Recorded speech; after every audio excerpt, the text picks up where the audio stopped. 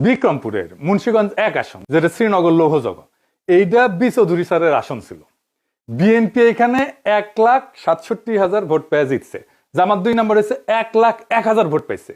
কিন্তু নিউজে দেখেন লিখেছে 98,000, মানে ওইটিও কমাই দেওয়া লাগবে, বুঝি চাও। তাই আমি ঘোষণা দেখাই যেন আপনাদের কনফিউশন না থাকে। শুনেন, এডিটর সাহেব এটা ঘোষণাটাই দেখা দেন। আমার কথা কি শুনতে পাচ্ছেন আপনারা সবাই?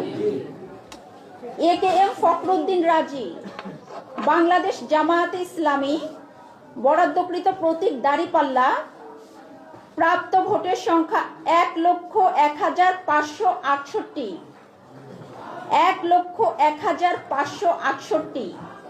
এই আসনে যাদের বাড়ি, যারা মুরব্বী, তারাই বলেন এই এলাকায় জামাত, শিবির, ছাত্রী সংস্থা, এদের কোনো বেল ছিল, কোনো সংগঠন ছিল? জামাতের সবচেয়ে দুর্বল জেলার ছিল এটা। এই জায়গায় জামাতের কোনো বেল ছিল না।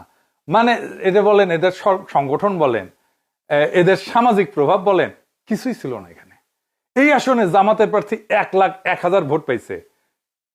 আমি ধরে নিছিলাম এখানে বিএনপি বিদ্রোহী প্রার্থী সেকেন্ড হবে।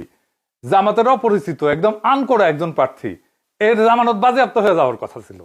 কিন্তু এইরকম আসনেও জনগণ জামাতকে বিএনপির বিকল্প শক্তি হিসেবে পছন্দ করিয়া 1,01,000 ভোট দিছে, বুঝি চাও।